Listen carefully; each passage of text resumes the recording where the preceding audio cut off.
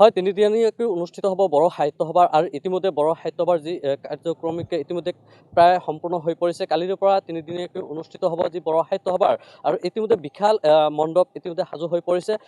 ৩ লাখতকৈও অধিক লোকৰ ইয়াতে সমাগম হোৱাৰ যি লক্ষ্য বান্ধি লৈছে আয়োজক সমিতিয়ে। আৰু মোৰ সৈতে আয়োজক সমিতিৰ লোকসকল উপস্থিত আছে, তেওঁলোকৰ সৈতে পৰে পৰে মই কথা পাতিম। যিহেতু কাইলৈৰ পৰা আৰম্ভ হ'ব যি বড়ো সাহিত্য সভাৰ দ্বিবাৰ্ষিক যি অধিৱেশন, এই অধিৱেশনৰ বাবে ইতিমধ্যে পৰিস্থিতি প্ৰায় সম্পূৰ্ণ হৈ উঠিছে। আৰু যিহেতু 11 তাৰিখত আহি উপস্থিত হ'ব মুখ্যমন্ত্ৰী হিমন্ত বিশ্ব শৰ্মা, তাৰ সমান্তৰালভাৱে বহু গণ্যমান্য ব্যক্তিসকল আহি উপস্থিত হ'ব এই বড়ো সাহিত্য সভাত। বিশাল কেইবাটাও মণ্ডপ ইতিমধ্যে সাজু কৰি তোলা হৈছে, পেণ্ডেলসমূহ, আৰু প্ৰায় সম্পূৰ্ণ হৈ পৰিছে পৰিস্থিতি। আৰু কাইলৈৰ পৰা যিহেতু আৰম্ভ হ'ব বড়ো সাহিত্য সভাৰ যি অধিৱেশন, আৰু অধিৱেশনৰ যি মই অভ্যৰ্থনা সমিতিৰ বিষয়ববীয়াসকল আছে, তেওঁলোকৰ সৈতে পৰে পৰে মই কিছু কথা পাতিম। কি ক'ব, যিহেতু কাইলৈৰ পৰা যি বড়ো সাহিত্য সভাৰ বিজনী বৰলাগত এইবাৰ অনুষ্ঠিত হ'ব, যিহেতু কাইলৈৰ পৰা আৰম্ভ কাৰ্যসূচী, কেনেধৰণে আপোনালোকে ইতিমধ্যে প্ৰিপাৰেশ্যন সাজু হৈছে? হয়, এইবেলি মানে 65 কনফাৰেন্স বড়ো সাহিত্য সভাৰ যিটো মানে অধিৱেশনখন মানে বিজনী বৰলাগৰ ঠেংপাকি পথাৰত হ'ব। বৰলাগাঁও ঠেংপাকি পথাৰ মানে আমাৰ যিটো কলীয়াগাঁও আছিলে, কলীয়াগাঁও ঠেংপাকি এটা মানে আছিলে, কৰ্মস্থান আছিলে। ঠেংপাকি ইয়াৰ পৰা মানে নিজৰ মানে গোটেই মানে তহচিলদাৰৰ যিবোৰ কাম কাজ চলাইছিল, তেওঁ মানে এটা ব্ৰিটিছৰ লগত লগ লাগি কাম কৰিছিল। পিছলৈ তেওঁ মানে ব্ৰিটিছৰ লগত মানে বিদ্ৰোহ কৰি পেলাই বেটাগাঁৱত মানে তেওঁ মানে ব্ৰিটিছৰ লগত মানে ভেটাভেটি হৈছিলে, তাতে ভেটা দিছিলে। পিছত বেটাগাঁও নামটো আহিছে। এতিয়া বৰলাগাঁও এই ঠেংপাকি পথাৰত আমি তিনিটা কাৰ্যসূচী লৈ পেলাই 9, 10, 11 অহাকালিৰ পৰা আমাৰ এই যিটো মানে অধিৱেশন হ'ব। ইয়াতে আমাৰ গোটেই প্ৰস্তুতি প্ৰায় শেষ হৈছে, প্ৰায় 90% শেষ হৈছে। আজিৰ ভিতৰত মানে 100% হৈ যাব। গতিকে আমি আশা কৰিছোঁ আমি বিভিন্ন ঠাইৰ পৰা বাংলাদেশ, নেপাল, ভূটান, নৰ্থ ইষ্টৰ মানে ত্ৰিপুৰা, ৱেষ্ট বেংগলকে আদি কৰি পেলাই নাগালেণ্ড, মণিপুৰ বা ৱেষ্ট বেংগলৰ মেঘালয়ৰ পৰা অহা বা দিল্লীৰ পৰা অহা যিবিলাক মানে প্ৰতিনিধিসকল আহিব, তেওঁলোকক আমি ভালকৈ সুন্দৰভাৱে মানে ৰাখিবৰ কাৰণে ব্যৱস্থা কৰিছোঁ। খোৱা দোৱা ইত্যাদি কৰিছোঁ। খোৱা দোৱাৰ কাৰণে ইতিমধ্যে বিভিন্ন ধৰণৰ মানে সহায় হাত আগবঢ়াইছে। আমাৰ BT সচিব হাগ্ৰামা মহিলা ডাঙৰীয়াও আমাৰ কাৰ্যবাহী সদস্য মানে ৱৰ্কিং প্ৰেচিডেণ্ট আমাৰ ধীৰাজ বৰগোহাঁই ডাঙৰীয়াৰ নেতৃত্বত ইয়ালৈ মানে তেওঁলোকে মানে পেণ্ডেল বনোৱাৰ কাৰণে মানে প্ৰায় মানে সকলো ধৰণৰ সহায় হাত আগবঢ়াই দিছে। বাকী আমাৰ মানে গোটেই বিজনী অঞ্চলৰ যিবিলাক ৰাইজ আছে, ৰাইজে আমাক ইয়াত মানে বিভিন্ন ধৰণৰ তেওঁলোকে সহায়ৰ হাত আগবঢ়াই দিছে।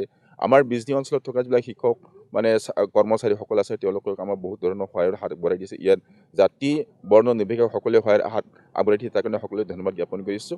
বাকী BTC অঞ্চলৰ যিমান মানে শিক্ষক কৰ্মচাৰীসকল, তেওঁলোকক আমাক এইখিনি সহায়টো আগবঢ়াই দিছে। যিবিলাক সমাজ সংগঠক আছে, যিবিলাক মানে ছ'চিয়েল ৱৰ্কাৰ আছে, তেওঁলোকক আমাক এইখিনি সহায়টো কৰিছে। তাৰ কাৰণে সকলোৱে ধন্যবাদ জ্ঞাপন কৰিছোঁ আজিৰ এই মানে ND24ৰ মাধ্যমেদি। গতিকে আমি আশাবাদী যে আমি এই অধিৱেশনখন খুব মানে সুন্দৰকৈ সাফল্যমণ্ডিত কৰিব পাৰিম। আমাৰ ইয়াত অসমৰ মাননীয় মুখ্যমন্ত্ৰী ডক্টৰ হিমন্ত বিশ্ব শৰ্মা ডাঙৰীয়া আহিব। তেওঁ আমাৰ ক'বলৈ গ'লে অসমৰ এটা ডাইনামিক মুখ্যমন্ত্ৰী বুলি ক'ব লাগিব, কৰ্মত মুখ্যমন্ত্ৰী ক'ব লাগিব। ইয়াতে আমাৰ BT সচিব হাগ্ৰামা মহিলা ডাঙৰীয়া, প্ৰাক্তন শ্ৰী প্ৰমোদ বৰা ডাঙৰীয়াৰ লগতে আমাৰ অসম বিধানসভাৰ মানে অধ্যক্ষ বিশ্বজিৎ ডুমৰা ডাঙৰীয়াও আহিব। আৰু তাৰপিছত কোকৰাঝাৰ বড়োলেণ্ড ইউনিভাৰ্চিটিৰ আমাৰ যিসকল মানে ভাইচ চেঞ্চেলৰ, লগতে হিন্দু সাহিত্য পৰিষদৰ মানে সভাপতি প্ৰফেচৰ ৰমেশ ভৰদ্বাজ আহিব, লগতে প্ৰফেচৰ মীনাক্ষী আহিব। এনেকৈ আমাৰ বিভিন্ন মানে ধৰণৰ মানে অতিথি ইয়ালৈ আহিব, মানে নামী দামী সকলে। গতিকে আমি আশা কৰিছোঁ এই যিটো অধিৱেশন, অপেন ছেশ্যনটো আমাৰ খুব সুন্দৰ হ'ব। তাৰপিছত আমাৰ যিবিলাক চেমিনাৰ আছে, প্ৰতিনিধিসকলে আমাৰ বড়ো ভাষা, সাহিত্য, সংস্কৃতি উন্নয়নৰ কাৰণে বহুত ধৰণৰ আলাপ আলোচনা কৰিব, ডিছকাশ্যন কৰিব। তাত মানে তেওঁলোকে আমাৰ উন্নয়নৰ কাৰণে মানে বড়ো ভাষাটো, বড়ো মানে মিডিয়ামটো কেনেকৈ মানে আকৌ মানে যিহেতু বড়ো ভাষা 60 সোমাই গ'ল, সাহিত্য একাডেমি পাবলৈ সক্ষম হৈছে। গতিকে মানে কেনেকৈ আকৌ মানে বিস্তাৰিত কৰিব পাৰিব, বিভিন্ন দেশ প্ৰদেশত মানে বিস্তাৰিত কৰিব, তাৰ কাৰণে চেষ্টা চলাব। এই সম্পৰ্কে নিশ্চয় সিদ্ধান্তটো ল'ব আশা কৰিছোঁ। গতিকে আমি আশাবাদী যে এই মানে অধিৱেশনখন খুব সুন্দৰ, সৰ্বাংগ সুন্দৰ হ'ব বুলি আশা কৰিছোঁ। ইয়াৰ মানুহৰ সমাগম মানে প্ৰতিদিনে আমাৰ 9 তাৰিখত হয়তো মানে কম হ'ব, 10 তাৰিখৰ পৰা হয়তো 2 লাখ 3 লাখ মানুহ হ'ব, 11 তাৰিখে আৰু বেছি হ'ব। গতিকে অভূতপূৰ্ব মানে জনসমাৱেশ ইয়াত ঘটিব। কি ক'ব, বৃহৎ এক আয়োজন, কেইবাটাও পেণ্ডেল ইতিমধ্যে সাজু কৰি তোলা হৈছে, কি ক'ব ছাৰ?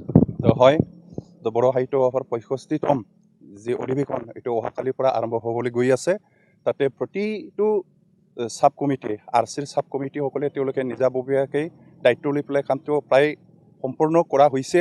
আজিৰ ভিতৰত গোটেইখিনি কাম সম্পূৰ্ণ হ'ব। আমি এক্সিবিশ্যনত আমাৰ তো বড়ো সমাজৰ যিটো সমাজ সংস্কৃতি তাৰ প্ৰতিও আমি তাতে প্ৰদৰ্শন কৰা হ'ব। ইয়াৰ লগতে আমি বিভিন্ন আমাৰ গায়ক গায়িকাৰ সংগীত যিটো হেৰি আছে তেওঁলোককো আমি আমন্ত্ৰণ কৰিছোঁ। লগতে আমি প্ৰতিনিধিসকলক যেনেকৈ আমি আদৰিব বিচাৰিছোঁ ঠিক তেনেকৈ আমি আদৰিব পাৰিম বুলি আমি আশা ৰাখিছোঁ। আমাৰ গোটেই যিটো কাৰ্যসূচী কালি ৰাতিপুৱাৰ পৰাই 9 বজাৰ পৰাই আমাৰ কাৰ্যসূচী আৰম্ভ হ'ব। বিভিন্ন আমি গেট বা ডেলিগেট হল বা কেম্প এইবিলাক চব উদ্বোধন কৰা হ'ব। তাত ৰাতিপুৱা 9 বজাৰ পৰাই আৰম্ভ হ'ব। আমি আশা কৰিছোঁ আমাৰ এই অধিৱেশনখন প্ৰায় সুচাৰুৰূপে হৈ যাব আৰু আমি আশা কৰিছোঁ আমাৰ এই অধিৱেশনত সকলো দল সংগঠন বা জাতীয় অনুষ্ঠান বা কোনো ভাষা ভাষী বিভেদ নাৰাখি পেলাই সকলোৱে অংশগ্ৰহণ কৰিব।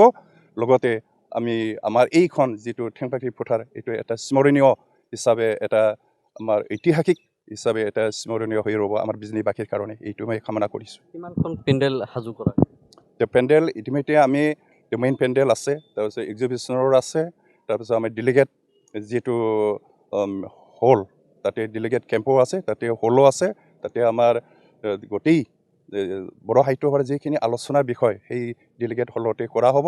লগতে আমাৰ ডাইনিঙৰ কাৰণে 3টা ছেট কৰা হৈছে, এটা ভেজিটেৰিয়ান নন ভেজিটেৰিয়ান। লগতে আমি ভলণ্টিয়াৰ আৰু কালচাৰেল চাব কমিটিৰ দ্বাৰাই যিবিলাক আৰ্টিষ্টসকলক আমন্ত্ৰণ কৰা হৈছে তেওঁলোকৰ কাৰণে সুকীয়াকৈ এটা ডাইনিং আমি ছেট তৈয়াৰ কৰা হৈছে। এইখিনি নাই হয়, এইটো অহা যিটো 65তম যিটো এনুৱেল কনফাৰেঞ্চ এইটো 9 তাৰিখৰ পৰা 11 তাৰিখলৈকে হ'ব। আমাৰ কেন্দ্ৰীয় কমিটিৰ ফালৰ পৰা সম্পূৰ্ণৰূপে সেইটো আয়োজন কৰা অলপ চোৱা চিতা কৰি আছে আৰু এই প্ৰযোজকসকলে ৰিচেপশ্যন কমিটি যেনেকৈ কৰিব লাগে সেইটো প্ৰায় সম্পূৰ্ণ হৈছে। আজিৰ ভিতৰত প্ৰায় সম্পূৰ্ণ হ'ব। আমাৰ কেন্দ্ৰীয় কমিটিৰ অধীনত 31খন জিলা আছে, তাৰ পৰা আমাৰ সকলো ডেলিগেট আহিব, অবজাৰ্ভাৰ আহিব আৰু আমাৰ তেনেকৈ এলাইড অৰ্গেনাইজেশ্যন যেনেকৈ আপচু আবুফ তেনেকৈ হাৰিমু আপাত তেনেকৈ আছে, এওঁলোকেও আমাৰ লগত সহায় সহযোগ কৰিব। ইয়াৰ বাদেও যে আমাৰ বিদেশতো তেনেকৈ যিবিলাকে আমাৰ বড়োমূল এইসকলে আমাক ইয়াত অংশগ্ৰহণ কৰিব, যেনেকৈ আমাৰ ভূটান, নেপাল, ৱেষ্ট বেংগল, ত্ৰিপুৰা এই সকলোবোৰ আমাৰ বড়োমূলসকলে ইয়াত অংশগ্ৰহণ কৰিব বুলি আমাক এইটো ইতিমধ্যে আমাক ইনফৰমেশ্যন দিছে। সেই ফালৰ পৰা আমাৰ যিটো এই বড়ো লাওগাঁও ঠেংফাকৰি পথাৰত যিটো হ'বলৈ গৈ আছে সেইটো এটা ভাল সমাগম হ'ব। লগতে আমাৰ ঠিক তেনেকৈ আলহী আমাৰ দিল্লীৰ পৰাও আহিব। এই অহা 11 তাৰিখে আমাৰ নতুন কেন্দ্ৰীয় কমিটি ইয়াত গঠন হ'ব।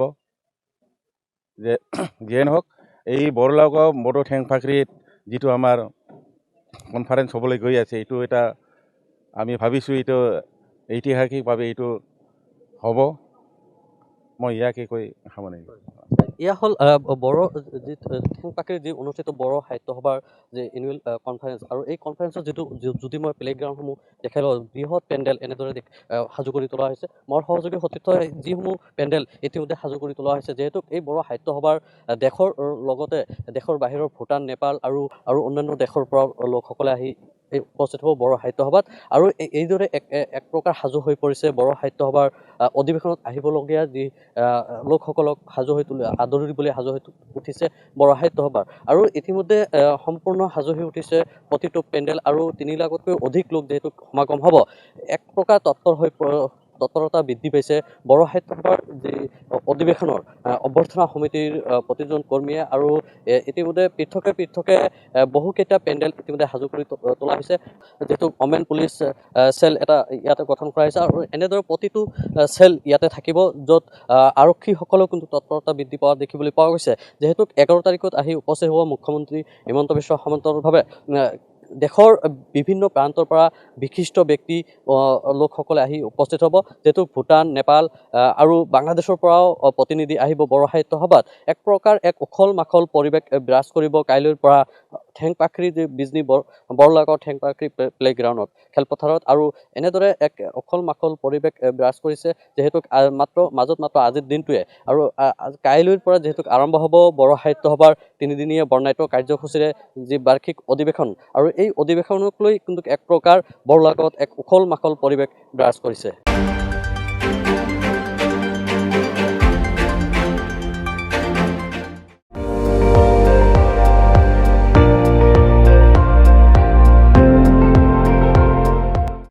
আপুনি চাই আছে ND24 সৰ্বশ্ৰেষ্ঠ নহয় সৰ্বোত্তমৰ দৌৰত।